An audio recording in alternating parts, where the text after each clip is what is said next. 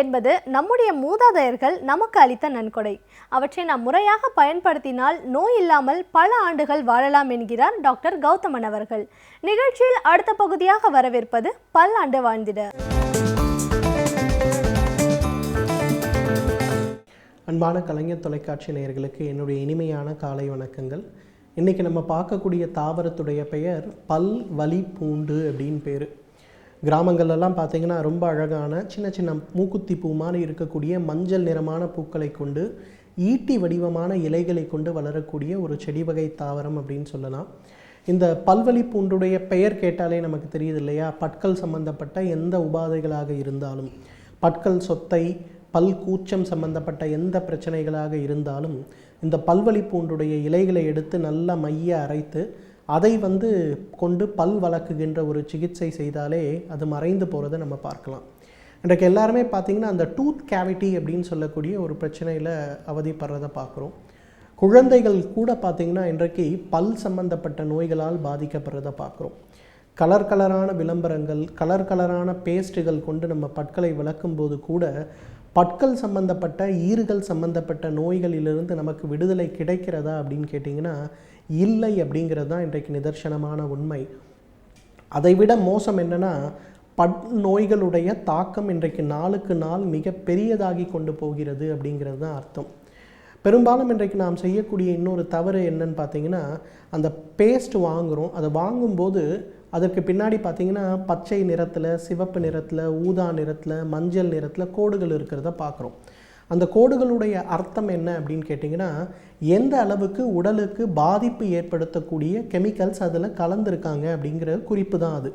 அதை பற்றி பெரும்பாலும் பார்த்திங்கன்னா இந்தியர்கள் நம்ம அதிகமாக பார்க்குறது கிடையாது. இனிமேல் நீங்கள் பேஸ்ட் வாங்கும்போது அதை முதல்ல பாருங்கள். அப்படி வாங்கக்கூடிய பேஸ்ட்டில் இருக்கக்கூடிய கெமிக்கல்ஸ், அதனால் ஏற்படக்கூடிய பக்க விளைவுகள் என்ன அப்படிங்கிறத நீங்கள் போய் ஆன்லைனில் சர்ச் பண்ணி பார்க்கலாம். அப்படி பார்த்தீங்கன்னா நான் நிச்சயமாக எழுதி சொல்கிறேன், நீங்கள் யாருமே கடையில் விற்கக்கூடிய எந்த பற்பசையுமே வாங்கி உபயோகப்படுத்த மாட்டீர்கள். ஸோ இந்த பல்வலி பூண்டு ஏன் இவ்வளவு முக்கியத்துவமாக சொல்கிறேன்னா, இன்றைக்கு நமக்கு அருகில் இருக்கக்கூடிய நாடு சீன நாடு. இந்த சீன நாட்டில் பார்த்திங்கன்னா இன்றைக்கு நம்ம உபயோகப்படுத்துகிற மாதிரி அதிகமான பற்பசைகளை உபயோகப்படுத்துகிறாங்களா அப்படின்னு கேட்டிங்கன்னா நிச்சயமாக கிடையாது.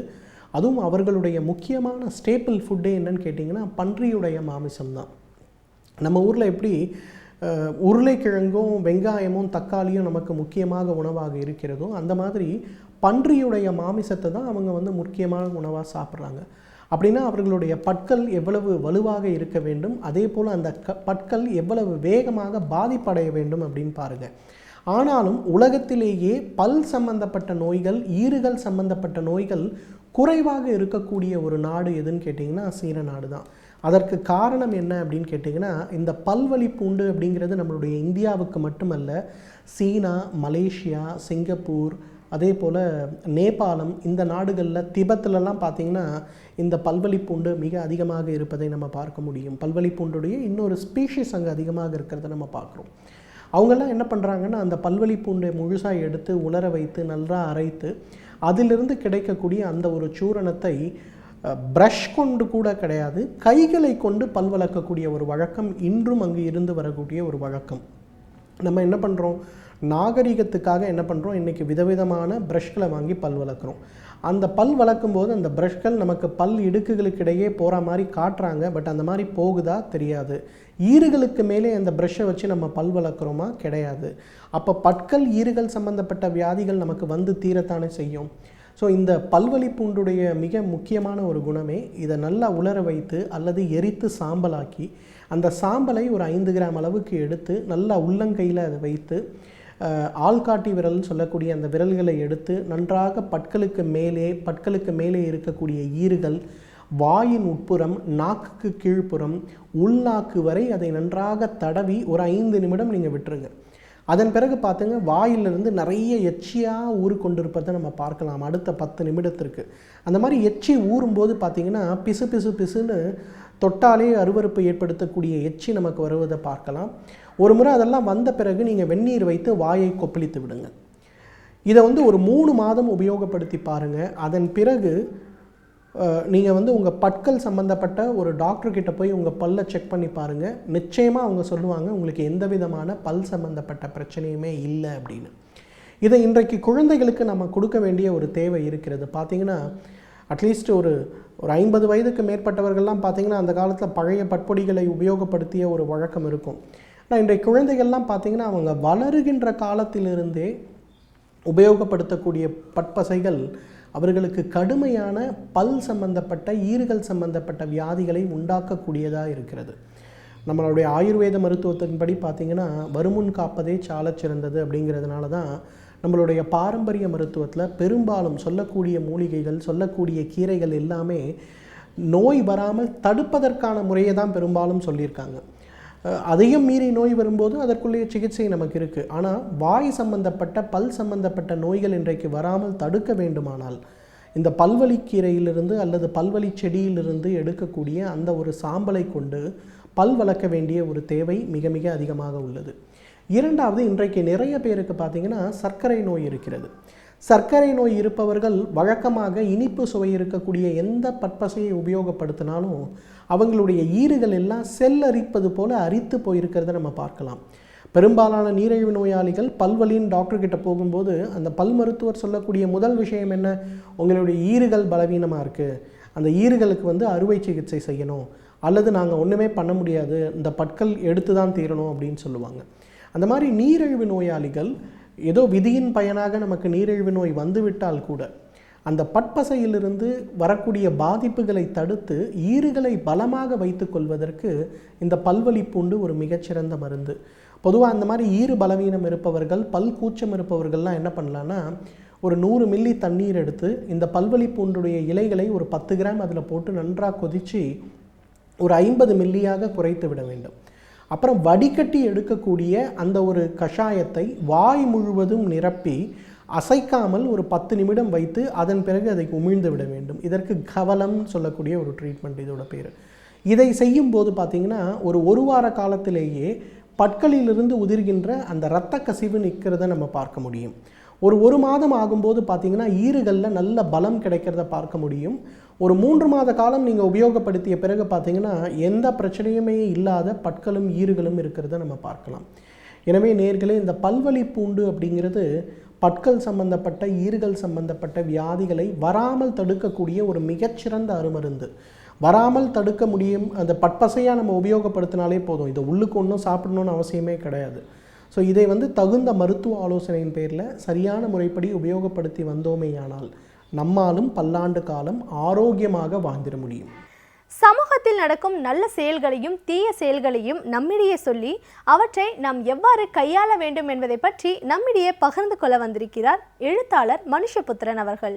நிகழ்ச்சியில் அடுத்த பகுதியாக வரவிருப்பது தீதும் நன்றும்.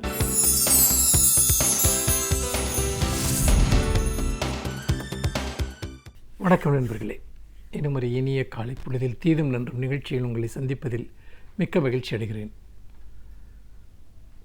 மூன்றாவதாக ஒரு உலக யுத்தம் வந்தால் அது தண்ணீருக்காகத்தான் இருக்கும் என்று தொடர்ந்து சொல்லப்பட்டு வருகிறது. உண்மையில் அது ஒரு மிகையான கூற்று என்று நான் நினைக்கவில்லை. ஏனென்று கேட்டால் தண்ணீர் யுத்தம் ஏற்கனவே தொடங்கிவிட்டது. இந்தியாவிலேயே மாநிலங்களுக்கிடையே இருக்கக்கூடிய நதிநீர் தொடர்பான விஷயங்களை பகிர்ந்து கொள்வதில் மிகப்பெரிய அளவிற்கான அரசியல் என்பது இன்றைக்கு உருவாக்கப்பட்டு வருகிறது. இது தேசிய அரசியலிலும் கூட பல்வேறு விதங்களில் பிரதிபலிக்கிறது. அதோடு மட்டுமல்ல, அண்டை நாடுகளுக்கு இடையிலான உறவிலும் கூட தண்ணீர் என்பது இன்றைக்கு ஒரு முக்கிய பிரச்சனையாக மாறி வருகிறது. இந்தியாவிற்கும் பாகிஸ்தானிற்கும் பயங்கரவாதம் தொடர்பான சர்ச்சையை முற்றுகிற போது இந்தியா சிந்து நதியிலிருந்து கிடைக்கக்கூடிய தண்ணீரை பாகிஸ்தானிற்கு கிடைக்க விடாமல் செய்வோம் என்று எச்சரிக்கிற அளவிற்கு இன்றைக்கு தண்ணீர் ஒரு ஆயுதமாக, ஒரு கருவியாக மாறிக்கொண்டிருக்கிறது. தண்ணீர் சார்ந்த இந்த அரசியல் என்பது ஒரு புறம் இருக்கட்டும், அதற்கு பின்னால் இருக்கக்கூடிய நியாய அநியாயங்கள், எப்படி ஒரு மாநிலம், கர்நாடகா போன்ற ஒரு மாநிலம், தமிழகம் போன்ற ஒரு மாநிலத்தை வஞ்சிக்கிறது, அரசியல் காரணங்களுக்காக வஞ்சிப்பவர்களோடு சேர்ந்து மத்திய அரசும் நிற்கிறது, நீதிமன்ற உத்தரவுகள் எப்படி காற்றில் பறக்க விடப்படுகின்றன, இது எல்லாம் ஒரு புறம் இருக்கட்டும். இதை தாண்டி பொதுவாக நீர் வளங்கள் தொடர்பாக நாம் இன்றைக்கு கவலையுடன் நினைக்க வேண்டிய பல விஷயங்கள் இருக்கின்றன. இப்பொழுது இருக்கக்கூடிய மத்திய தண்ணீர் வாரியம் மற்றும் மத்திய நிலத்தடி நீர் வாரியம் இரண்டையும் இணைத்து தேசிய ஒரு தண்ணீர் ஆணையம் ஒன்றை அமைப்பதற்கான முயற்சிகள் இப்பொழுது நடைபெற்று வருகின்றன. இது ஒரு விதத்தில் இன்றைக்கு நதிநீர் தொடர்பாக இருக்கக்கூடிய பிரச்சனைகளை தீர்க்கும் என்று ஒரு கருத்து இருக்கிறது. இன்னொரு கருத்து, ஒரு மாநிலத்தினுடைய நீர் தொடர்பான உரிமைகளை, தண்ணீர் தொடர்பான உரிமைகளை இது பறித்து கொண்டு விடும், தண்ணீர் என்பது ஒரு மாநிலத்தினுடைய உரிமை சார்ந்த ஒரு விஷயம் என்கிற இன்னொரு கருத்தும் இருக்கிறது. எப்படி பார்த்தாலும் கூட ஒரு மாநில எல்லைகள் என்பது நம்மால் செயற்கையாக பல்வேறு அரசியல் காரணங்களால் பிரிக்கப்பட்டவை. தேசிய எல்லைகளும் கூட அப்படித்தான். ஆனால் இயற்கையினுடைய பாதைகள் என்பது, இயற்கையினுடைய ஓட்டம் என்பது அப்படி அல்ல. அது நம்முடைய நிலம் சார்ந்த எல்லைகளையோ அல்லது நாடு சார்ந்த எல்லைகளையோ அது பொருட்படுத்துவது கிடையாது. மாறாக அது பல்லாயிரம் ஆண்டுகளுக்கு முன்பு உருவான இந்த இயற்கையினுடைய வழிமுறைகள் என்பது தொடர்ந்து பல்வேறு நாடுகள், மாநிலங்கள், இனங்கள் வாழக்கூடிய மக்களின் வழியே அது பின்னி பிணைந்து கிடக்கிறது. அப்படி இருக்கிற போது ஒரு இயற்கையினுடைய சமநிலையை நாம் பாதுகாக்க வேண்டும் என்று சொன்னால் இந்த மொழி சார்ந்த அல்லது இனம் சார்ந்த, தேசியம் சார்ந்த எல்லைகளை தாண்டி நாம் சிந்திப்பவர்களாக இருக்க வேண்டும். அனைவருக்குமான சமநீதியை நாம் உருவாக்குகிறவர்களாக இருக்க வேண்டும். அப்படி இருந்தால்தான் அதில் இயற்கையினுடைய நீதி என்பது வெற்றி பெறும். மாறாக நம்முடைய குறுகிய நோக்கங்களுக்காக நாம் தண்ணீரை ஒரு கருவியாக பயன்படுத்த தொடங்கினால் அது உண்மையிலேயே அது ஒவ்வொருவருமே நமக்கு எதிராக இழைத்து கொள்ளக்கூடிய குற்றமாக மாறிவிடும். இப்பொழுது நீங்கள் அணைகளை பொறுத்தவரை எடுத்துக்கொண்டால் நிறைய புதிய அணைகள் நாடு முழுக்க கட்டப்பட்டு கொண்டே வருகின்றன. நிறைய பிரம்மாண்டமான அணைகள், நாட்டில் உள்ள அணைகளில் 40% அணைகள் இன்றைக்கு மகாராஷ்டிராவில் தான் இருக்கின்றன. ஆனால் அங்கு அதே மகாராஷ்டிராவில் 82% நிலம் வானம் பார்த்த பூமியாக, தண்ணீருக்காக காத்து கிடக்கிற பூமியாக இருக்கிறது, மழைக்காக காத்து கிடக்கிற பூமியாக இருக்கிறது, நிலத்தடி நீரை நம்பி வாழக்கூடிய ஒரு பூமியாக இருக்கிறது. அப்படி என்று சொன்னால் அணைகளில் தேக்கப்படுகிற தண்ணீர் என்பது யாருக்கானது என்கிற ஒரு கேள்வி எழுகிறது. பெரும்பான்மை மக்களுக்கு அந்த தண்ணீர் போய் இயல்பாக சேர வேண்டிய விதத்தில் சேரவில்லை என்பதைத்தான் இது காட்டுகிறது. பெரிய அணைகளினுடைய நோக்கம் என்பது பல நேரங்களில் அரசியல் ரீதியானதாகவும் ஒரு விவசாயத்தை மேம்படுத்துவதற்கு பயன்படாததாகவும் இருக்கிறது என்பதை நாம் பார்க்கிறோம். இன்னும் சொல்லப்போனால் இன்றைக்கு பல நவீன தொழிற்சாலைகளுக்கு தண்ணீர் என்பது பெருமளவு தேவையாக இருக்கிறது. அதே போல் மின்சார உற்பத்திக்கு, நகர்ப்புறங்களினுடைய மிகப்பெரிய அளவிற்கான மின் தேவைகளுக்கு, புதிய திட்டங்களுக்கு மின்சாரம் தயாரிப்பதற்கு தண்ணீர் தேவைப்படுகிறது. இந்த காரணங்களுக்காக விவசாயத்திற்கு தேவையான தண்ணீர் என்பது தொடர்ந்து மறுக்கப்படுவதை நாம் பார்க்கிறோம். இதுதான் அடிப்படையான பிரச்சனை. அணைகள் கட்டப்படுவதனுடைய விஷயமும் அதுதான். அப்படி பார்க்கிற போது இந்த அணை சார்ந்த கொள்கைகள் எல்லாமே விவசாயிகளுடைய உரிமைகளை ஒருபுறம் மறுக்கின்றன, இன்னொரு புறம் அண்டை மாநிலங்களுக்கு தர வேண்டிய தண்ணீரை மறுப்பதற்காக இந்த அணைகள் பயன்படுத்தப்படுகின்றன. இயற்கையினுடைய பாதையில் செல்லக்கூடிய நதிகளை, ஆறுகளை வழிமறித்து அவற்றை தங்களுடைய வர்த்தக நோக்கங்களுக்காகவும் அரசியல் நோக்கங்களுக்காகவும் பயன்படுத்துவதற்காக இன்றைக்கு பெரிய அணைகள் கட்டப்படுகின்றன. அந்த அடிப்படையில் தான் இன்றைக்கு தமிழகம் போன்ற மாநிலங்கள் ஒரு பெரிய பாதிப்பை சந்தித்து வருகின்றன.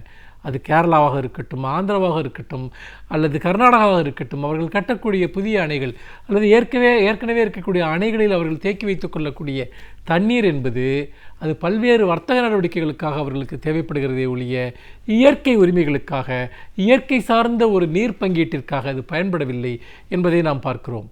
இந்த நிலையில் நதிநீர் என்பது தொடர்ந்து மறுக்கப்படுவது என்று ஒன்று, இன்னொன்று நதிகளை நாம் தொடர்ந்து விட்டதன் காரணமாக தென்னிந்தியாவில் இருக்கக்கூடிய பல நதிகள் இன்றைக்கு வேகமாக அழிந்து வருகின்றன. அவற்றினுடைய நீரோட்டங்கள் வெகுவாக குறைந்து போய்விட்டன. பல சிறிய நதிகள் தூர்ந்து போய்விட்டன என்று கூட சொல்லலாம். பெரும் மழை கடந்த டிசம்பரில் வந்தபோதுதான் பல ஆண்டுகளுக்கு பிறகு சில நதிகளில் நாம் தண்ணீரையே பார்க்க முடிந்தது. பாலாறு போன்றவை அதற்கு ஒரு உதாரணம். இன்றைக்கு பாலாறு என்பது செத்துவிட்ட ஒரு நதி. இப்படி இறந்து கொண்டிருக்கக்கூடிய பல நதிகளை நாம் பார்க்கிறோம். அப்படிப்பட்ட ஒரு சூழலில் இந்த நதிகளை பாதுகாப்பதற்காக அங்கு நடக்கக்கூடிய மணல் கொள்ளை, அதே போல் நீங்கள் நதிகளை பராமரிப்பது தொடர்பான விஷயங்களை நாம் கைவிட்டு விட்டது, அதில் நடக்கக்கூடிய ஊழல்கள், இது எல்லாமே இன்றைக்கு மேலும் மேலும் நிலத்தடி நீர் சார்ந்த பிரச்சனைகளை கடுமையாக்கி இருக்கின்றன. அதன் காரணமாக அரசு என்ன செய்கிறது என்றால் நிலத்தடி நீரை பயன்படுத்துவதை தொடர்ந்து ஊக்குவித்து வந்திருக்கிறது. மத்திய அரசினுடைய நிலத்தடி நீர் கொள்கையே அப்படித்தான் இருந்திருக்கிறது. ஆனால் நீங்கள் அளவுக்கு அதிகமாக, ஏனென்றால் நீங்கள் இயற்கையாக மழையிலிருந்து கிடைக்கக்கூடிய தண்ணீரை நாம் பாதுகாக்க தவறிவிட்டோம். ஆறுகளிலிருந்து வரக்கூடிய தண்ணீரை பெறுவதில் அரசியல் ரீதியான தடைகள் அல்லது ஆறுகளை பால்படுத்தியதன் மூலமாக அந்த தண்ணீர் கிடைப்பதில்லை. மாறாக நிலத்தடி நீரை நீங்கள் அதிகமாக உறிஞ்ச என்ன நடக்கிறது என்று பார்த்தால், அந்த தண்ணீர் என்பது தொடர்ந்து வெகு வேகமாக குறைந்து வருகிறது. வெகு வேகமாக குறைந்து வருவதன் காரணமாக அந்த நிலத்தடி நீரிலிருந்து பல மாசுகள் உள்ளே வர ஆரம்பிக்கின்றன, அல்லது தீங்கு விளைவிக்கக்கூடிய அமிலங்கள் கலந்து வர ஆரம்பிக்கின்றன. இது உயிருக்கும் உடல்நலத்திற்கும் பெரும் கேட்டை மனிதர்களுக்கும் கால்நடைகளுக்கும் விளைவிப்பதை பார்க்கிறோம். ஆனால் அணைகளை கட்டி கடல் நீரை, ஆற்று நீர் நீங்கள் கடலுக்கு செல்லாமல் தடுக்க வேண்டும் அல்லது நதிகளை இணைக்க வேண்டும் என்கிற ஒரு கருத்து சொல்லப்படுகிறது. இது அடிப்படையிலேயே இயற்கைக்கு விரோதமான ஒரு கருத்து. ஏனென்றால் கடலில் போய் கலக்கிற தண்ணீர் என்பது அது இயற்கைக்கு விரோதமானது அல்ல. ஏனென்றால் கடல் நீரினுடைய உப்புத்தன்மை குறைவாக இருக்க வேண்டும் என்று சொன்னால், நீங்கள் நதிநீர் போய் கடலில் கலந்தால்தான் அதில் அதனுடைய உப்புத்தன்மை குறைவாக இருக்கும். அப்படி உப்புத்தன்மை குறைவாக இருந்தால்தான் கடல்வாழ் உயிரினங்கள் அங்கு செழுமையாக இருக்கும். இல்லாவிட்டால் அவை அழிந்து போய்விடும். ஆக நீங்கள் தண்ணீரை பூமியிலிருந்து அதிகம் உறிஞ்ச நிலத்தடி நீரினுடைய பாதைகள், ஆற்று நீரினுடைய பாதைகள் என்பது மாறிவிடுகின்றன. ஆக கடல் நீர், ஆற்று நீர், நிலத்தடி நீர், இவை எல்லாவற்றிற்கும் இடையே ஒரு சமநிலையான ஒரு அணுகுமுறை இருக்க வேண்டும். அந்த பங்கீட்டிலும் ஒரு சமநிலை இருக்க வேண்டும். இதை விட்டுவிட்டு ஒரு ஒருங்கிணைந்த ஒட்டுமொத்தமான நீர் சார்ந்த கொள்கை இல்லாவிட்டால் நாம் எதிர்காலத்தில் மிகப்பெரிய ஒரு அபாயங்களை சந்திக்கப் போகிறோம் என்பதில் எந்த சந்தேகமும் இல்லை. மீண்டும் இன்னும் ஒரு புதிய சிந்தனையோடு உங்களை சந்திக்கிறேன். நன்றி, வணக்கம். சிறப்பு விருந்தினர்கள் அவர்களின் அனுபவங்களை நம்மிடையே பகிர்ந்து கொள்ளும் பொழுது அவற்றை கேட்பதற்கு சுவாரஸ்யமாக இருப்பதோடு நம்முடைய வாழ்க்கைக்கும் பயனுள்ளதாக அமைகிறது. அந்த வகையில் இன்றைக்கு நாம் சந்திக்கவிருக்கும் சிறப்பு விருந்தினர் என்ன பயனுள்ள தகவல்களை நமக்காக கொண்டு வந்திருக்கிறார் என்பதை கவனிக்கலாம். நிகழ்ச்சியில் அடுத்த பகுதியாக வரவிருப்பது சிறப்பு விருந்தினர்.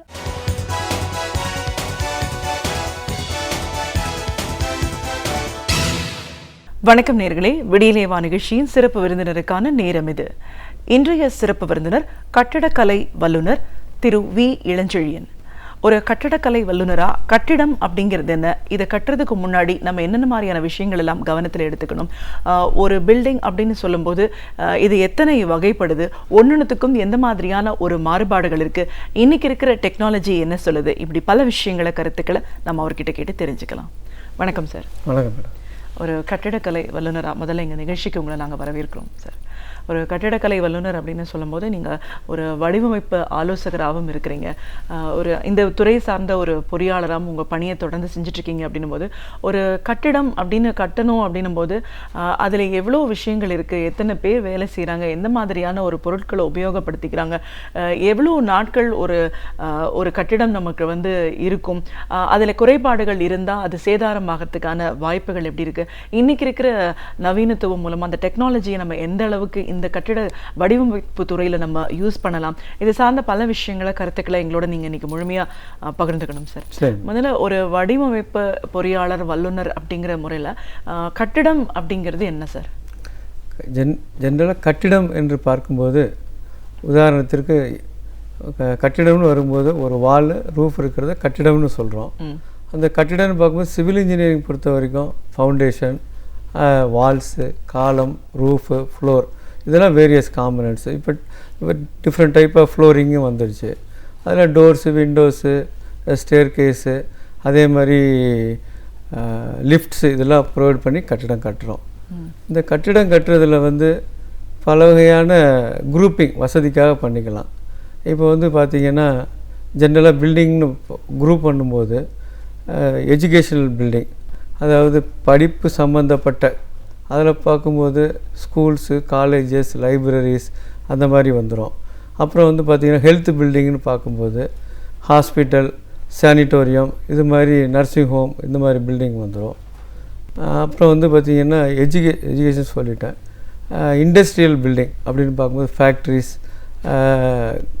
அந்த மாதிரி வகையில் ஃபேக்ட்ரி பில்டிங் பிரிச்சுக்கலாம். அப்புறம் பார்த்திங்கன்னா transportation buildings, railway station, bus station, airport terminals, harbour, இது மாதிரி பிடிக்கலாம். வீடுன்னு வரும்போது ரெசிடென்ஷியல் பில்டிங்ஸ் பார்க்கும்போது கிளாஸிஃபிகேஷனில் இப்போ குரூப் ஹவுசிங் வருது, தனி வீடு, பங்களாஸ், மல்டி ஸ்டோரி பில்டிங்ஸ், அப்பார்ட்மெண்ட்டு வருது. அது இல்லாமல் ஒர்ஷிப் பில்டிங்னு வரும்போது இப்போ கோயில், சர்ச்சஸ், மாஸ்க்குன்னு கிளாஸிஃபை பண்ணுற மேடம். இதுதான் கட்டிடத்தை நம்ம பிரிவினை பண்ணி யூஸ் பண்ணுறோம். ஓகே, ஒரு கட்டிடம் கட்டுறதுக்கு முன்னாடி இந்த நிலம் அப்படின்ற தேர்வு செய்கிறது எவ்வளோ தூரம் முக்கியத்துவம் வாய்ந்தது?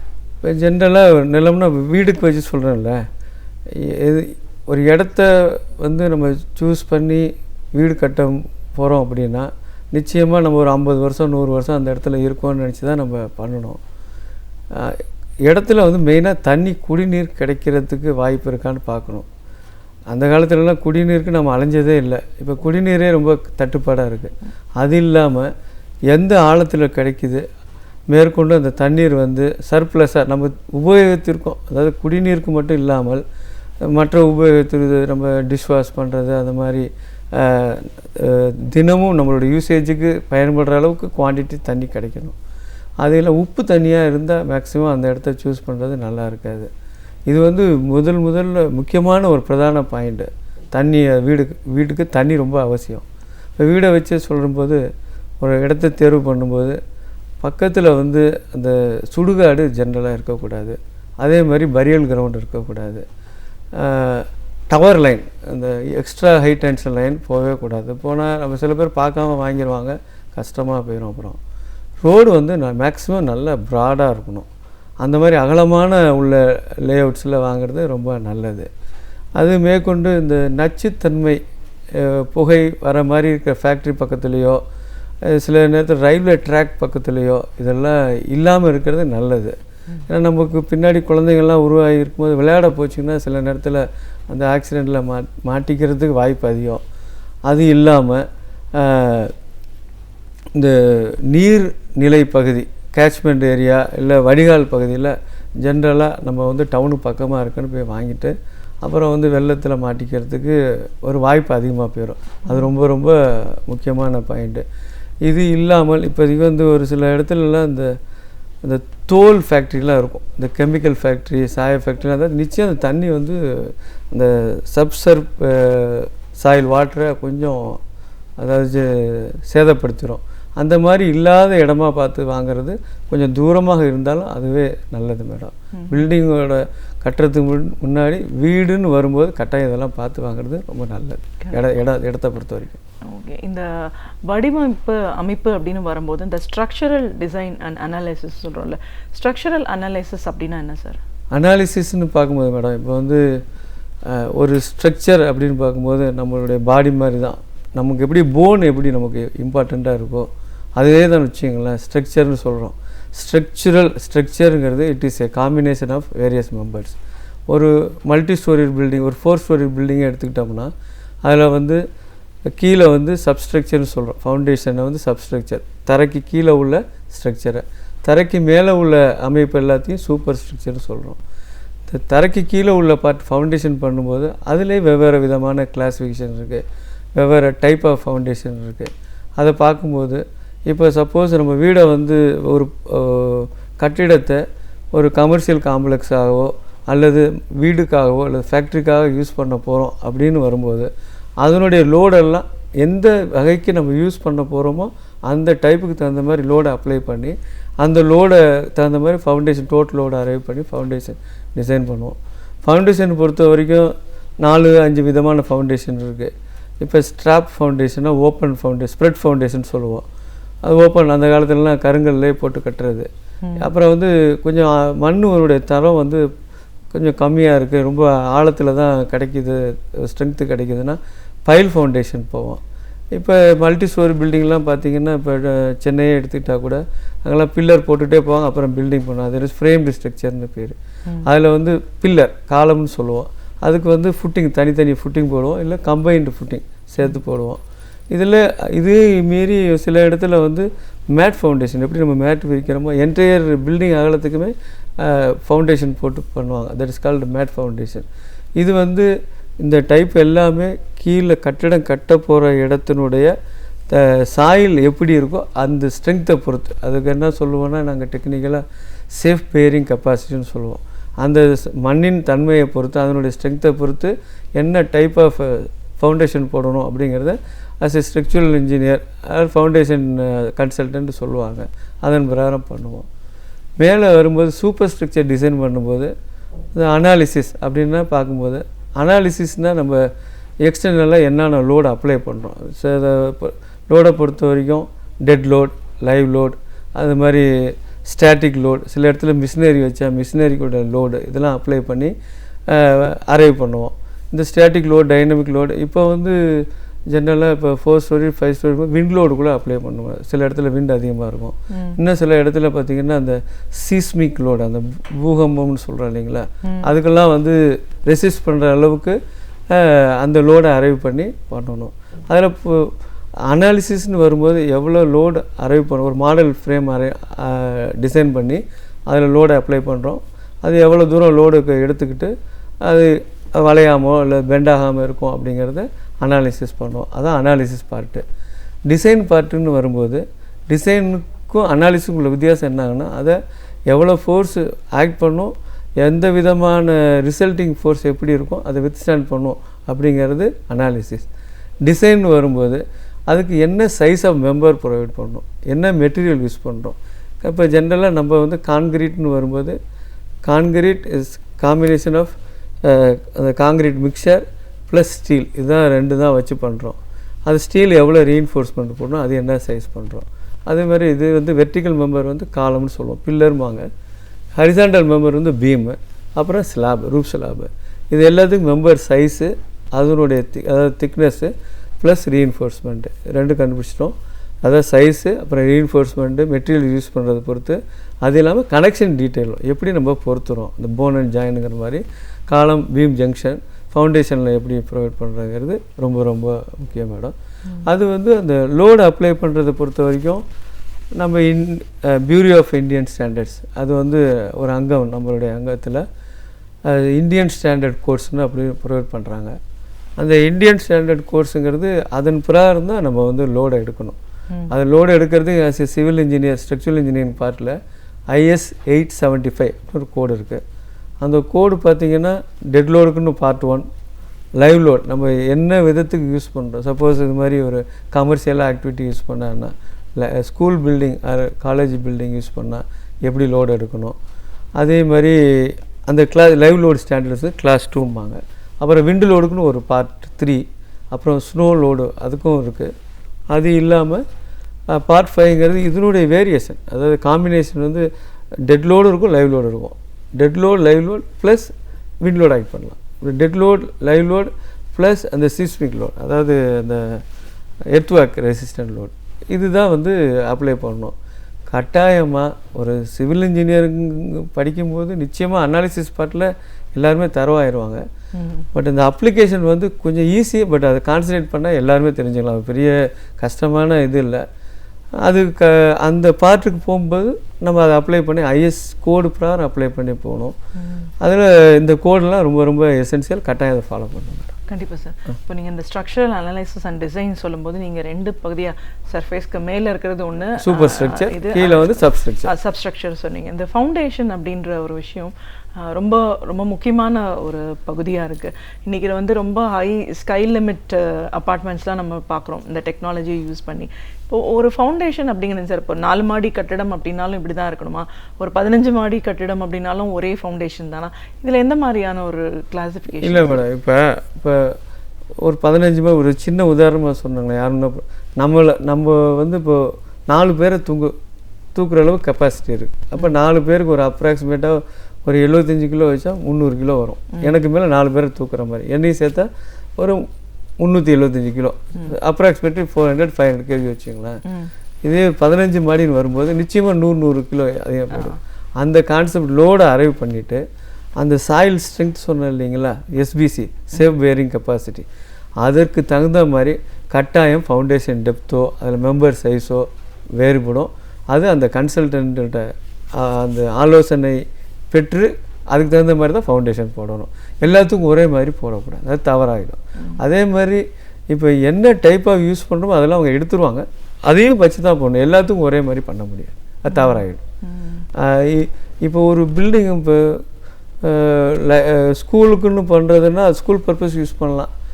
வீடுக்குன்னு பண்ணுற பர்பஸை வந்து ஒரு கமர்ஷியல் பண்ணோம்னா இதனுடைய லைவ் லோடு வேறு. நான் அந்த வசிக்கிற லோடுன்னு சொல்கிறோம் இல்லைங்களா, அந்த ஐஎஸ் கோடில் வந்து அந்த ஸ்டாண்டர்ட் வந்து வீட்டுக்கு வந்து கம்மியாக இருக்கும். பட் கமர்ஷியல்னு வரும்போது ஒரு ஆடிட்டோரியம் அப்படின்னு வரும்போது அது ஹையாக இருக்கும். அதே மாதிரி லைப்ரரின்னு வரும்போது அது கொஞ்சம் ஹை ஆகிரும். ஸோ அந்த பர்பஸை மாற்றி யூஸ் பண்ணக்கூடாது. அது கூட சங்கடத்தில் வந்து மாட்டிக்கணும். இப்போ இந்த நில அதிர்வு, பூகம்பம் இதையெல்லாம் கூட தாங்குற அளவுக்கான ஒரு ஸ்ட்ரக்சரல் அமைப்பெல்லாம் இப்போ இருக்கு. அந்த மாதிரியான ஒரு டெக்னாலஜி இருக்கு. அவ்வளோ தூரம் யூஸ் பண்ணோம்னா நம்ம எதுலேருந்தும் சேஃப் பண்ணலாம் பில்டிங்ன்றாங்களே, அது ஃபவுண்டேஷன் லெவல்லேருந்தே ஆரம்பிக்கும். ஆமாம் மேடம், அதாவது டிசைன் பண்ணும்போதே எல்லா க்ரைட்டீரியாவும் செக் அந்த மாடலில் அப்ளை பண்ணலாம். இப்போ சாஃப்ட்வேர்ஸ்லாம் நிறையா வந்துருச்சு. அந்த சாஃப்ட்வேர் அப்ளை பண்ணும்போது நீங்கள் ரைட் ஃப்ரம் ஸ்க்ராட்ச்னு சொல்கிறோம் இல்லைங்களா, கீழே பிளானிங் ஸ்டேஜிலேருந்தே ஒரு ஆர்கிடெக்ட் பிளான் போட்டு கொடுத்தாருன்னா ஜென்ரலாக அவங்களே ஒரு டீம் வச்சுருப்பாங்க. அவங்க வந்து ஒரு ஸ்ட்ரக்சரல் இன்ஜினியர் கன்சல்டன்ட்லாம் பண்ண மாட்டாங்க. சாயிலோட ஸ்ட்ரென்த்தை கூட இப்போ லேபில் செக் பண்ண சொல்லி அதுக்குள்ளே கன்சல்டன்ட் வந்து எவ்வளவு அங்கே அந்த எந்த இடத்துல கட்ட போகிறோமோ அந்த இடத்துல சாயில் ஸ்ட்ரென்த்தே ஆக்சுவலாக ஃபிசிக்கலாகவே டெப்த்தை வந்து எக்ஸ்ப்ளோர் பண்ணி டெப்த்தை எடுத்து சாயிலோட ஸ்ட்ரென்த் சொல்லுவாங்க, இந்த எஸ்பிசின்னு. அதுலேருந்து நம்ம வந்து பண்ணும்போது அந்த மாடலில் அப்ளை பண்ணுவோம் எல்லா ஃபோர்ஸையும், இன்க்ளூடிங் விண்ட் லோடு, அதே மாதிரி சீஸ்மிக் லோடு, அதெல்லாம் அப்ளை பண்ணி தான் பண்ணோம். அதுக்கெல்லாம் இப்போ சாஃப்ட்வேர் வந்துடுச்சு மேடம். முன்னாடிலாம் மேனுவலாக பண்ணிகிட்டு இருந்தோம். அதுக்கு ஐஎஸ் கோட் ப்ரொவிஷன் வந்து 1893ன்னு சொல்லுவாங்க மேடம். சீஸ்மிக் லோடு, அதாவது எர்த்துக்கு ரெசிஸ்டண்ட்டுக்குள்ள கோடு. ஓகே. ஸோ இப்போ இந்த இவ்வளோ தூரம் நம்ம வந்து ஒரு அனலைஸ் பண்ண போகிறோம், அந்த சாயில்லேருந்து நம்ம டெஸ்ட் பண்ணி தான் ஒரு பில்டிங் எரெக்ட் பண்ண போகிறோம் அப்படின்னும் போது அப்புறம் எப்படி இந்த பில்டிங் கொலாப்ஸ் ஆன இன்சிடென்ட்லாம் கூட இப்போ நம்ம சமீபத்தில் இதில் எந்த இடத்துல சார் ஒரு ப்ராப்ளம் இருந்திருக்கும்? இல்லை மேடம், அதாவது ஸ்பெசிஃபிக்காக வந்து ஒரு பர்டிகுலராக ப்ராப்ளங்கிறத விட நான் ஜென்ரலைஸ்டாக சொல்கிறேன். இப்போ என்னன்னா நிறைய பேர் ஸ்ட்ரக்சரல் கன்சல்டன்ட் போகிறதில்ல. ஏன்னா பில்லர் சைஸ் 4 மாடிக்கு போட்டுட்டு பிளான் வந்து ஆக்சுவலாக 4 மாடி தான் பண்ணியிருப்பாங்க, அது 5 மாடியோ 6 மாடியோ கட்டக்கூடாது. அது ரொம்ப தவறான இதாக போய்டும். ஆனால் இப்போ எல்லாம் ஸ்பேன் எல்லாம் பெருசாக கட்டுறாங்க. அப்படிங்கிற வேலை அதை ஸ்பேன்னா நம்மளோட பில்டிங் ஹால்லாம் பெருசாக இருக்குது அப்படின்னு வருது. நான் சொன்னது 100 கிலோன்னு ஒரு ஆளுக்கே சொன்னேன் இல்லையா, 100 கிலோ அப்ராக்சிமேட்டாக. ஒரு ஃப்ளோர் வெயிட்டு பார்த்தீங்கன்னா ஒரு கிட்டத்தட்ட ஒரு 25 டன்ஸ்னு வச்சுக்கோங்க. ஒரு பில்லருக்கு வந்து வரும்போது ஒரு 15 டன் 20 டன் இன்க்ரீஸ் ஆகிடும். அப்போ 2-3 ஃப்ளோர்னு பார்த்தீங்கன்னா அது ஒரு தவறு. ரெண்டாவது, சில பேர் என்ன பண்ணும், அந்த ஸ்ட்ரக்சரல் கன்சல்டன்ட்டுக்கு தெரியாமலோ இல்லை ஆர்கிடெக்ட் தெரியாமலோ இந்த ஒரு பில்லர் வந்து ஒரு 15 பில்லர் போட்டிருக்காங்க இல்லை 20 பில்லர் போட்டிருக்காங்கன்னா அதில் 2 பில்லரை எடுத்துருக்கலாம், வாய்ப்பு அதிகமாக இருக்கலாம். அப்புறம் வந்து பார்த்திங்கன்னா கட்டடம் கட்டிகிட்டு இருக்கும்போது இந்த பில்டிங் நடந்துருக்கும், பக்கத்து பில்டிங்கில் ஏதாச்சும் வேலை பார்க்க ஆரம்பிச்சிருவாங்க. அந்த மாதிரி சமயத்தில் என்ன ஆகுதுன்னா, அது இப்போல்லாம் நம்ம வந்து இந்த செல்லார் ஃப்ளோர், அண்டர் கிரவுண்டு அந்த ப்ரொவிஷன்லாம் பண்ணுறோம், கார் பார்க்கிங்கு. அது என்ன ஆகுதுன்னா தண்ணி தேங்கி நின்னா ப்ராப்ளம் வந்துடும். இது ஒரு இதான் ஃபெயிலியர். பட் ஜென்ரலாக வந்து பர்டிகுலராக என்னன்னு பார்க்கணும்.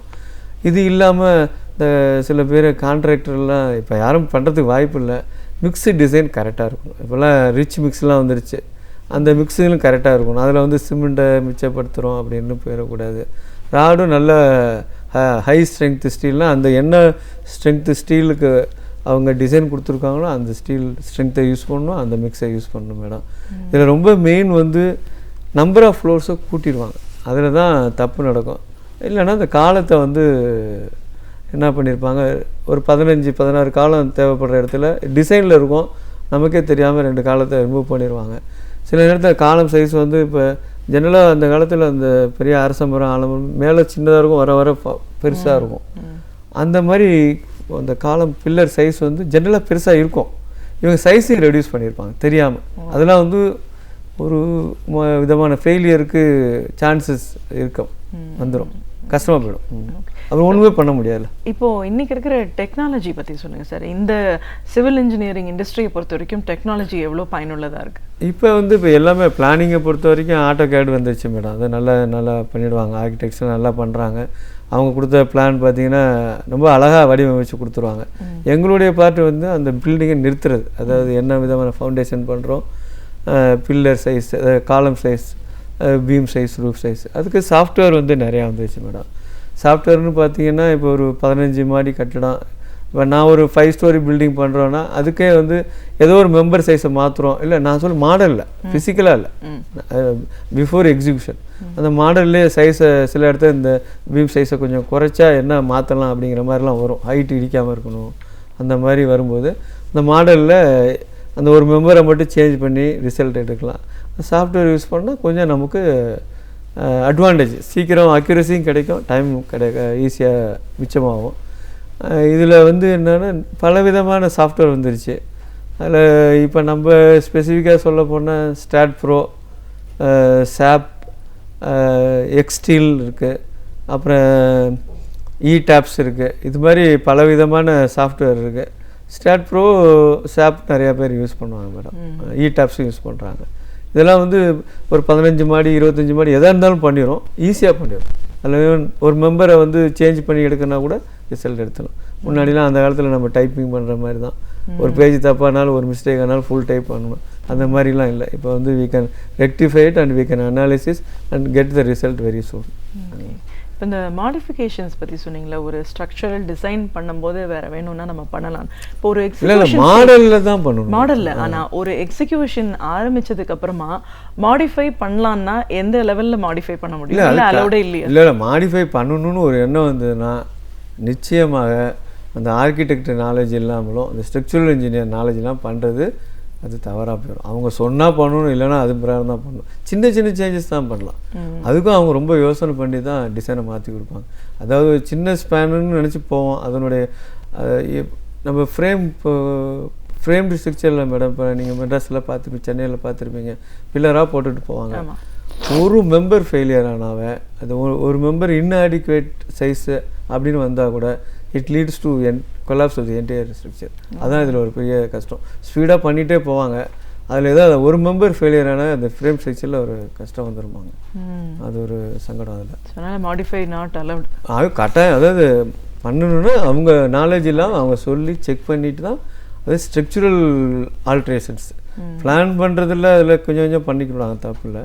அதுவும் வந்து ஆர்கிடெக்ட் சில பேர் பர்மிட் பண்ணவே மாட்டாங்க. ஏன்னா நிறைய இடத்துல நடக்கிறது சில அந்த காலத்துலலாம் பில்டிங் பண்ணும்போதே this building is designed for G+4 அப்படின்னு போட்டு ஒரு கல்வெட்டே வச்சுருவாங்க.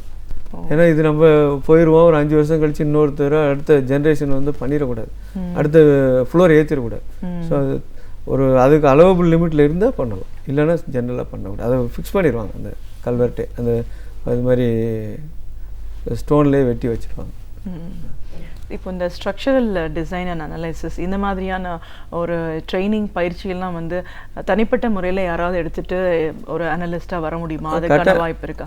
இல்லை மேடம், ஜென்ரலாக பேசிக்காக சிவில் இன்ஜினியரிங் படிக்கலாம், ஸ்ட்ரக்சரல் ஸ்ட்ரக்சரல் இன்ஜினியரிங் படிக்கலாம், ஃபவுண்டேஷன் இன்ஜினியரிங் அவங்க ஃபவுண்டேஷன் பற்றி படிப்பாங்க. இந்த சாஃப்ட்வேர் ட்ரைனிங் வந்து ஜென்ரலாக இப்போ சென்னை, திருச்சி எல்லா சென்டர்லையுமே இருக்குது, எல்லா ஊர்லேயுமே சொல்லித்தராங்க. அதில் படிக்கிறது இல்லாமல் ஒரு இடத்துல ஒர்க் பண்ணி கற்றுக்கணும். படிக்கிறது ஒரு பேசிக்காக சொல்லி கொடுத்துருவாங்க. இப்போ சித்திரமும் கைப்பழக்கங்கிற மாதிரி டெஃபினட்டாக நீங்கள் ஒரு 2 years to 5 years ஒரு ஆஃபீஸில் ஒர்க் பண்ணால் அப்போ தான் நம்ம வேரியஸ் ப்ராப்ளத்தை பார்க்க முடியும், நம்ம வந்து அதை எப்படி சால்வ் பண்ண முடியும்.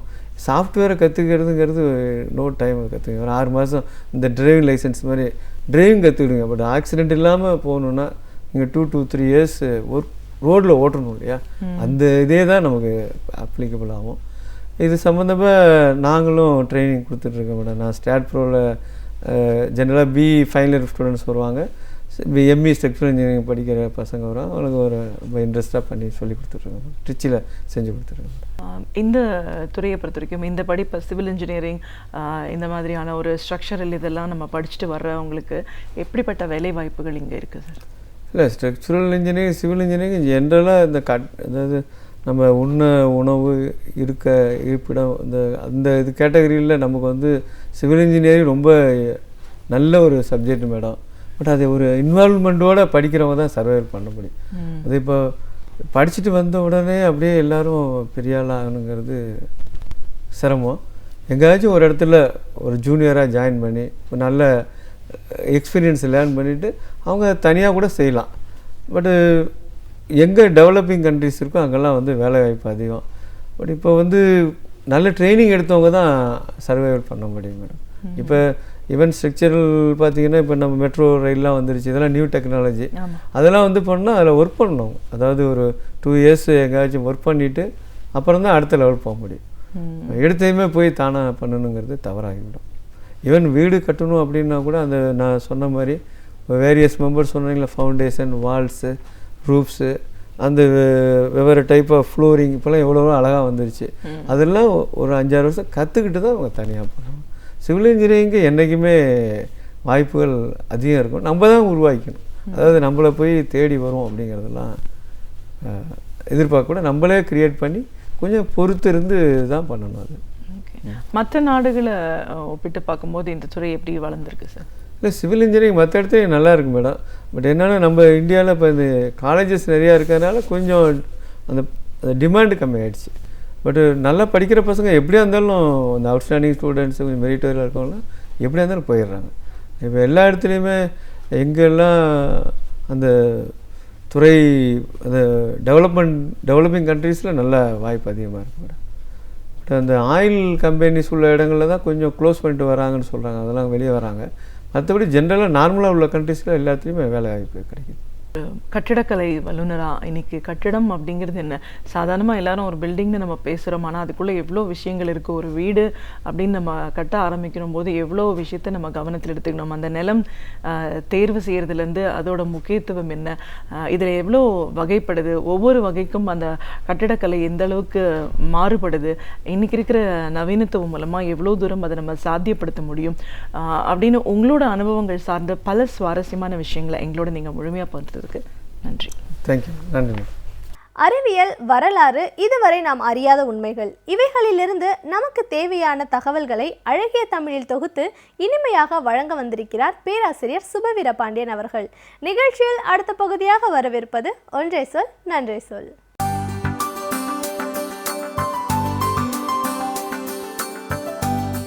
ஏரிக்கரையின் மேலே போறவழே பொன்னுரங்கம் என்கிற பாடலை இளைஞர்கள் கூட அறிந்து வைத்திருக்க வாய்ப்பு உண்டு. அந்த பாடல் வெளிவந்து ஏறத்தாழ 60 ஆண்டுகள் ஆகிவிட்டன என்றாலும் இன்றைக்கும் புகழ்பெற்ற பாடலாகத்தான் அந்த பாட்டு அமைந்திருக்கிறது. அந்த பாட்டில் என்ன சிறப்பு இருக்கிறது என்றால், அந்த பாட்டு இடம்பெற்றிருக்கிற படம் முதலாளி என்கிற படம். அந்த படத்தை தயாரித்தவர் ஒரு திரைப்பட நிறுவனத்தில் ஒரு வாயில் காப்பாளனாக, வாட்ச்மேனாக பணியாற்றி மெல்ல மெல்ல வளர்ந்து ஒரு திரைப்பட தயாரிப்பாளர் என்கிற நிலைக்கு வந்தார் என்பதுதான் அதில் குறிக்கத்தக்க செய்தி. அவருடைய பெயர் M.A. வேணு என்பது. தொடக்கத்தில் சேலத்தில் மாடர்ன் தியேட்டர்ஸ் என்கிற அந்த பட உற்பத்தி நிறுவனத்தில் ஒரு வாயில் காவலனாகத்தான் அவர் பணியாற்றியிருக்கிறார். அந்த நிறுவனத்தில் வேலை செய்வதென்பதே அன்றைக்கு பெரிய செய்தி. மாடர்ன் தியேட்டர்ஸ் திரை நிறுவனத்திலே நீங்கள் என்னவாக இருக்கிறீர்கள் என்பதை விட மாடர்ன் தியேட்டர்ஸில் வேலை செய்கிறோம் என்பதே அப்போது கௌரவமாக கருதப்பட்ட காலம். அப்போது ஒரு காப்பாளனாக, வாயில் காப்பவனாக வேலைக்கு சேர்ந்த வேணு தன்னுடைய திறமையால் மெல்ல மெல்ல வேலைகளை கற்றுக்கொள்ளுகிறார். ஒவ்வொரு இடத்திலும் அவருடைய வேலைகள் சரியாக இருப்பதை பார்த்து மாடர்ன் தியேட்டர்ஸினுடைய அதிபர் T.R. சுந்தரம் அவரை தன்னுடைய படப்பிடிப்பு குழுவுக்கு உள்ளே கொண்டு வருகிறார். சிறிது காலத்திற்கு பிறகு அவரை தயாரிப்பு நிர்வாகி, புரொடக்ஷன் மேனேஜர் என்கிற பொறுப்பிலே அவர் அமர்த்துகிறார். அந்த தயாரிப்பு நிர்வாகியாக இருக்கிற போது எல்லா வேலைகளையும் கற்றுக்கொண்டு மெல்ல சுந்தரம் அவர்களிடத்திலே சொல்லிவிட்டு வெளியிலே வந்து நண்பர்களோடு சேர்ந்து 4 பேர் சேர்ந்து ஒரு படத்தை தயாரிக்கிறார்கள். வாட்ச்மேனாக இருந்த ஒருவர் பட தயாரிப்பாளராக மாறுகிறார். அந்த 4 பேர் சேர்ந்து தயாரிக்கும் படத்துக்கு அவர்கள் வைத்த பெயரே நால்வர் என்பதுதான். அதாவது அண்ணன் தம்பி நால்வரை பற்றிய கதை அது. இது 1950களினுடைய மத்தியில் வந்த படம். அவ்வளவு சிறப்பாக அந்த படம் ஓடவில்லை. ஆனாலும் பலருக்கு ஒரு புதிய வாழ்வை அந்த திரைப்படம் கொண்டு வந்தது. A.P. நாகராஜன் அவரை அறியாதவர்கள் இருக்க முடியாது. அப்படி அறியாத இளைஞர்கள் இருந்தாலும் திருவிளையாடல் படம் என்று சொன்னால், தருமியினுடைய வசனம் என்று சொன்னால் அத்தனை பேரும் நாம் அறிவோம். அந்த A.P. நாகராஜன் அந்த நால்வரிலே ஒருவர். அவர்தான் அந்த நால்வர் படத்துக்கு கதைவசனம் எழுதுகிறார். அதுதான் அவர் கதைவசனம் எழுதிய முதல் திரைப்படம். அந்த படத்தின் கதாநாயகனும் A.P. நாகராஜன் தான். அந்த படத்தை குறிப்பாக தயாரித்தவர்களிலே முதன்மையானவர் M.A. வேணு. அந்த படம் ஓரளவுதான் வெற்றி பெற்றது என்றாலும் அவர்களுடைய திரையுலக வாழ்விற்கு ஒரு தொடக்கமாக அமைந்தது. அதற்கு பிறகு ஒரு பெரிய படம் தயாரிக்க வேண்டும் என்கிற ஆசையில் எம்ஏ வேணு அவர்கள் சம்பூர்ண ராமாயணம் என்று ஒரு படத்தை எடுத்தார். இன்றைக்கும் சம்பூர்ண ராமாயணம் மறுபடியும் திரையிடப்பட்டு ஒரு பெரிய வெற்றியை பெற்ற படமாக அது இருக்கிறது. நம் நாட்டிலே ஒரு வேடிக்கையான செய்தி, ராமாயணம் கதை எல்லோருக்கும் தெரியும். ஆனால் அந்த கதையை திரும்ப எத்தனை முறை படம் எடுத்தாலும் மக்கள் பார்க்கிறார்கள், மீண்டும் தொலைக்காட்சிகளில் வேறு ஒளிபரப்புகிறார்கள். அந்த சம்பூர்ண ராமாயணம் என்பது அப்போது முதலில் பெரிய திரைப்படமாக எம்ஏ வேணு அவர்களால் தான் எடுக்கப்பட்டது. பெரிய நிறுவனங்களே அப்படி புராண படங்களை, சரித்திர படங்களை எடுக்க தயங்கி கொண்டிருந்த வேளையில் இவர் அந்த படத்தை எடுத்தார். ஆனால் இவராலும் அந்த படத்தை முடிக்க முடியவில்லை. அந்த படத்தில் NT ராமாராவ் ராமனாக நடித்தார், சிவாஜி கணேசன் பரதனாக நடித்தார். மிகப்பெரிய நடிகர்களையெல்லாம் வைத்து எடுக்கப்பட்ட படம் பாதியிலே நின்றது. என்ன செய்வது, எப்படி அந்த படத்தை கொண்டு வருவது என்று புரியாமல் இடையில் ஒரு சின்ன படம், அதாவது திரைப்பட மொழியிலே சொல்ல வேண்டுமானால் சின்ன படம், அதாவது செலவு குறைவான படம் ஒன்றை எடுக்கலாம் என்றுதான் முதலாளி என்று ஒரு படத்தை எடுத்தார். அந்த முதலாளி படத்துக்கு சீனிவாசன் என்கிற ஒருவரை திரைப்பட இயக்குனராக அமர்த்தினார். அந்த சீனிவாசன் உதவி இயக்குனராக இருந்தவர். சீனிவாசன் என்று சொன்னால் எல்லோருக்கும் சட்டென்று தெரியாது. ஆனால் முக்தா சீனிவாசன் என்று சொன்னால் தெரியும். முக்தா சீனிவாசன் இயக்கிய படமும் முதல் படமும் அதுதான். எனவே அந்த முதலாளி படம்தான். அந்த படத்திலே வருகிற அந்த பாடல் SS ராஜேந்திரன் அவர்கள் நடித்த படம். ஏரி கரையின் மேலே போறவழே பொன்னுரங்கம் என்கிற பாட்டு நீண்ட நெடுங்காலத்துக்கு புகழ்பெற்ற பாட்டாக அது இருந்தது. ஒரு மிதிவண்டியை தள்ளி கொண்டு அவர் பாடிக்கொண்டே வருவது மாதிரியான அந்த காட்சி நெடுநாட்களுக்கு பேசப்பட்ட ஒரு பாடல் காட்சியாக அந்த படமும் பெரிய வெற்றியை பெற்ற படமாக இருந்தது. அந்த படம் தந்த வெற்றியில், அந்த படம் தந்த லாபத்தில் நின்று போன சம்பூர்ண ராமாயணத்தை மறுபடியும் வேணு அவர்கள் எடுத்தார். அந்த படம் 58 வெளிவந்தது. முதலாளி படம் 1957ஆம் ஆண்டு தீபாவளி நாளில் வெளியிடப்பட்டது.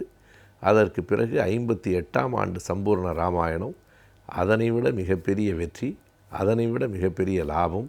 மறுபடியும் அவர் என்ன செய்தார் என்றால் 2 படங்களையும் தெலுங்கிலே மொழி மாற்றம் செய்தார். தமிழில் வந்ததை விட பல மடங்கு லாபம் தெலுங்கிலே மொழி மாற்றம் செய்தபோது வந்து சேர்ந்தது. அன்றைக்கு வேணு அவர்கள் ஒரு பேட்டியிலேயே சொல்லியிருக்கிறார், ஒரு 40 லட்சம் எனக்கு லாபம் மட்டும் வந்திருக்கும் என்று. 1958இல் 40 லட்சம் என்றால் இப்போது அது 400 கோடிக்கு சமம் என்று நாம் சொல்லலாம். அவ்வளவு பெரிய தொகையை அன்றைக்கு அவர் பெற்றார். அதற்கு பிறகு தொடர்ந்து MK தியாகராய பாகவதரை வைத்து படம் எடுக்கிற அளவுக்கு அவர் உயர்ந்தார். ஏனென்றால் அன்றைக்கு பாகவதரை வைத்து படம் எடுப்பது என்பது தான் பெரிய அளவுக்கு அந்த முதலீடு என்ற பொருள். பாகவதர் நடித்த அந்த சிவகாமி படம் MA வேணு அவர்கள் தயாரித்த படம்தான். அந்த படத்திலும் ஒரு சுவையான அல்லது சோகமான தகவல் ஒன்று உண்டு. அந்த படம் முடியும் வேளையில் பாகவதர் இறந்து போனார். அதற்கு பிறகு அந்த கதைகளிலே பல மாற்றமெல்லாம் செய்து பாகவதனுடைய பாத்திரம் இறந்து போவது போல அந்த கதையை மாற்றியதற்கு பிறகு பாகவதர் திரையில் இறந்தாலும் மக்கள் ஏற்பதில்லை, அவர் வாழ்வில் இறந்தாலும் மக்கள் ஏற்றுக்கொள்ள மாட்டார்கள். அவர் இறந்து போவது போல வந்ததனாலே அந்த படமும் சரியாக ஓடவில்லை. அதுவரையில் சுழன்ற வெற்றி சக்கரம் கொஞ்சம் நிற்கத் தொடங்கிற்று. பிறகு அவருக்கு படங்களில் நட்டங்கள் வந்தன என்பதெல்லாம் வேறு செய்தி.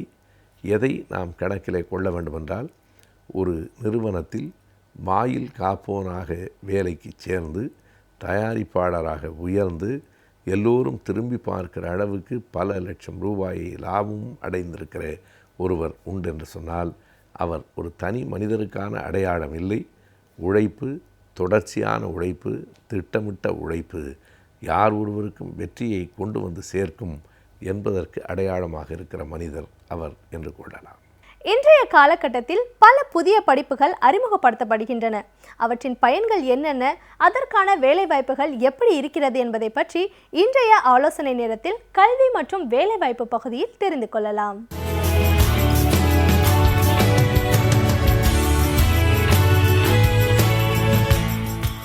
நம்ம இந்த ஆலோசனை நேர நிகழ்ச்சியில் IAS தேர்வுகள் குறித்து நாம் பேசிகிட்டு இருந்தோம். நேத்திக்கு நாம் நிகழ்ச்சியில் வந்து என்ன பார்த்தோம் அப்படின்னா, மொழித்தாள்கள் எவ்வளோ முக்கியம், அதாவது மெயின் எக்ஸாமினேஷனில் மொழித்தாள்கள் எவ்வளோ முக்கியம் அப்படிங்கிறது குறித்து நம்ம பார்த்துக்கிட்டு இருந்தோம். அதில் முக்கியமாக வந்து பெற்றோர்களுக்குமான வந்து ஒரு தகவல் சொன்னேன். அதை நான் மீண்டும் ஒரு முறை அழுத்தி சொல்வதற்கு விரும்புவதனால நான் இப்போ வந்து மீண்டும் அதை சொல்கிறேன். அதாவது பெற்றோர்கள் என்ன பண்ணுறோன்னா, நம்ம 10th 12th மார்க் வரணும், ஸ்கோர் நிறைய வரணும் அப்படின்ற ஒரே காரணத்துக்காக நம்ம பிள்ளைகளை வந்து ஃப்ரெஞ்சு மாதிரியான மொழிகளோ அந்நிய மொழிகளோ அல்லது வந்து சமஸ்கிருதமோ அந்த மாதிரி மொழிகளை எடுத்து நம்ம படிக்க வச்சிடறோம். அதனால் என்ன ஆகுதுன்னா, இந்த ஐஏஎஸ் தேர்வுகள் மாதிரியான தேர்வுகள் எழுதும்போது இந்த எலிஜிபிலிட்டி பேப்பர்ஸ், அதாவது இந்த தகுதித்தாள்கள்னு சொல்லக்கூடிய இந்த தகுதித்தாள்களில் வந்து ஒரு இந்திய மொழி அவசியமாகிற போது அந்த மாணவர்களுக்கு அது இல்லாமல் போயிடுது. அதனால் கூடுமான வரைக்கும் மார்க் மதிப்பெண்கள் அப்படிங்கிற அடிப்படையில் இல்லாமல் இந்த மாதிரியான ஒரு தொலைநோக்கு பார்வையை மனதில் வைத்து கொண்டு இந்திய மொழிகள்லையும் அவங்கள பயிற்றுவித்தால் நல்லது என்பது என்னுடைய கருத்து. அது ஒரு விருப்பமாகவும் ஒரு தேர்வில் இருக்கக்கூடிய ஒரு சிக்கலாகவும் உங்கள் முன்னாடி முன்னெடுத்து வைக்கிறேன். இப்போ நம்ம அடுத்து இருக்கக்கூடிய 7 தாள்கள் என்னென்ன அப்படிங்கிறத குறித்து நம்ம பார்க்கலாம். ஐஏஎஸ் மெயின் தேர்வில் வந்து மிச்சம் இருக்கக்கூடிய 7 தாள்களில் முதல் 4 தாள்கள் வந்து பொது அறிவு தாள்கள் அப்படின்னு சொல்கிறது. அந்த பொது அறிவு தாள்கள் என்னெல்லாம் அப்படின்னா, பேப்பர் 1 அப்படிங்கிறதுல வந்து என்ன வரும்னா, ஹிஸ்ட்ரியில் வந்து இந்தியன் ஹிஸ்ட்ரி, அது இந்திய வரலாறு, கலாச்சாரம், அப்புறம் வந்து உலக வரலாறு, அப்புறம் இந்திய விடுதலைக்கு பின் இருக்கக்கூடிய சில நிகழ்வுகளுடைய தொகுப்புகள், இந்த மாதிரி விஷயங்கள் முதல்ல வரும். அடுத்தது இந்தியன் சோஷியல் ப்ராப்ளம்ஸ், இந்தியாவில் இருக்கக்கூடிய சமூக பிரச்சனைகள் என்னென்ன, இந்திய சமூகம் குறித்து என்னென்ன மாதிரியான விஷயங்கள் நம்ம படிக்கணும் அப்படிங்கிற ஒரு சில பண்பாடுகள், அந்த மாதிரி விஷயங்கள் வரும். அப்புறம் ஜியாகிரஃபி அண்ட் என்விரான்மெண்ட், அது புவியியலும் சுற்றுச்சூழலும். இது பேப்பர் 1. பேப்பர் 2ல் வந்து 3 விஷயங்கள் வருது. அதாவது கான்ஸ்டியூஷன் அண்ட் பாலிட்டி, இந்திய அரசியலமைப்பு சட்டம், அப்புறம் கவர்னன்ஸ், ஆட்சி முறை, அப்புறம் இன்டர்நேஷ்னல் ரிலேஷன்ஸ், அது இந்தியாவுடைய மற்றும் உலக அளவில் இருக்கக்கூடிய சர்வதேச நிகழ்வுகள், அது குறித்து இந்த 3 வந்து பேப்பர் 2ல் வரும். பேப்பர் 3ல் வந்து இந்திய பொருளாதாரமும் security issues and disaster management 3 வரும். அது செக்யூரிட்டி இஷ்யூஸ் அப்படின்னு சொல்லும்போது அதில் என்னென்னா, பாதுகாப்பு குறித்த, அது இன்டர்னல் செக்யூரிட்டி, அது போக எக்ஸ்டர்னல் செக்யூரிட்டி. இதில் தான் வந்து தீவிரவாதத்துக்கு எதிராக நம்ம என்னெல்லாம் செய்கிறோம். இப்போது லேட்டஸ்ட்டாக பார்த்திங்கன்னா சைபர் கிரைம், சைபர் டெரரிசம், சைபர் வார்ஃபேர், இந்த மாதிரி விஷயங்கள்லாம் அந்த தாள்களில் இருக்கும். 4வது தாள் ரொம்ப முக்கியமான தாள். 2011க்கு அப்புறம் 2013லேருந்து இந்த தாள் வந்து சேர்க்கப்பட்டிருக்கு. எத்திக்ஸ், இன்டிகிரிட்டி அண்ட் ஆப்டிடியூட்னு சொல்லுவோம். அதாவது சமூகம் மற்றும் ஆட்சி அறங்கள் என்ன மாதிரியான விஷயங்கள்லாம் இருக்குது அப்படிங்கிற குறித்து அந்த பேப்பர். இந்த 4 பேப்பருமே ஒரு பேப்பருக்கு வந்து 250 மதிப்பெண்கள் உண்டு. ஆக இந்த 4 ஜென்ரல் ஸ்டடீஸ் பேப்பருக்கும் 1000 மதிப்பெண்கள். இதுக்கு அடுத்தது 5வது தாள் என்னென்னா எஸ்ஏ பேப்பர். அந்த எஸ்ஏ பேப்பரில் வந்து மொத்தம் வந்து 2 பகுதிகள். முதல் பகுதியில் வந்து 4 தலைப்புகள் தரப்பட்டு அதில் ஒரு தலைப்பில் நீங்கள் ஒரு எஸ்ஏ எழுத வேண்டியிருக்கும். 2வது பகுதியில் செக்ஷன் பியில் அதே மாதிரி 4 தலைப்புகள் தரப்பட்டு அதில் ஒரு எஸ்ஏ வந்து ஒரு தலைப்பில் வந்து எஸ்ஏ எழுத வேண்டியிருக்கும். இந்த முதல் பகுதியில் இருக்கக்கூடிய எஸ்ஏக்கு 125 மதிப்பெண், 2வது பகுதியில் எழுதக்கூடிய எஸ்ஏக்கு வந்து கட்டுரைக்கு வந்து ஒரு 125 மதிப்பெண், மொத்தம் 250 மதிப்பெண். இது போக ஒரு விருப்ப பாடத்தை மாணவர் தேர்ந்தெடுக்கணும். அது இப்போ வரைக்கும் என்ன இருக்குன்னா, ஒரு விருப்ப பாடத்தை வந்து தேர்ந்தெடுக்க வேண்டியிருக்கும். அந்த விருப்ப பாடங்கள் என்ன அப்படின்னா, யூபிஎஸ்சியே வந்து பார்த்திங்கன்னா ஒரு லிஸ்ட் ஆஃப் ஆப்ஷன்ஸ் கொடுத்துருக்குறாங்க. இப்போ உதாரணமாக history, geography, public administration, sociology, அது மாதிரி ஒரு 52 விருப்ப பாடங்கள் வந்து யூபிஎஸ்சி வந்து தன்னுடைய இதில் வந்து லிஸ்ட்டில் வந்து கொடுத்துருக்குறாங்க. அந்த 52 விருப்ப பாடங்களில் ஏதாவது ஒரு விருப்ப பாடத்தை வந்து மாணவர் தேர்ந்தெடுக்க வேண்டியது. அந்த விருப்ப பாடத்தில் வந்து 2 தாள்கள் இருக்கும். முதல் தாள் 250 மதிப்பெண்க்கு, 2வது தாள் அதுவும் ஒரு 250 மதிப்பெண்க்கு. ஸோ ஜென்ரல் ஸ்டடீஸ் பேப்பருக்கு 1000 மதிப்பெண், எஸ்ஏக்கு 250 மதிப்பெண், சேர்த்தோம்னா 1250. நம்ம விருப்ப பாடங்களில் 2 தாள்கள், 2க்கும் தலா 250 மதிப்பெண்கள், 500 அப்படின்னு மொத்தத்தையும் கூட்டினோம்னா 1750 மதிப்பெண்களுக்கு மெயின் எழுத்து தேர்வு நடத்தப்படுது. அதாவது 1750 மார்க்ஸுக்கு மெயின் எக்ஸாமினேஷன் நடத்தப்படுது. இந்த 1750 மதிப்பெண்களுக்கு ஒரு மாணவர் என்ன மதிப்பெண்கள் வாங்கினா இன்டர்வியூக்கு போகலாங்கிறது வந்து நான் முதல்ல சொன்ன மாதிரி கட் ஆஃப் சிஸ்டம். இந்த கட் ஆஃப் சிஸ்டம் வந்து கேட்டகரி வைஸ் மாறும். அந்த ஜென்ரல் கேட்டகரியான ஒரு கட் ஆஃப் இருக்கும், பேக்வர்ட் கிளாஸஸ் அந்த ஒரு கட் ஆஃப் இருக்கும், எஸ்சி எஸ்டியாக இருந்த ஒரு கட் ஆஃப் இருக்கும். எந்த பிரிவை மாணவர் சேர்ந்தவர் இருக்கிறாரோ அந்த பிரிவிற்கு என்ன கட் ஆஃபோ அந்த கட் ஆஃபை தாண்டி போனார்னா அவர் மெயின்லேருந்து இன்டர்வியூக்கு போவார். இப்போது இன்டர்வியூ அப்படிங்கிறது அல்லது ஆளுமை தேர்வு அப்படிங்கிறது என்ன? இந்த ஆளுமை தேர்வு பார்த்திங்கன்னா மொத்தம் 275 மதிப்பெண்கள் நடத்தப்படுது.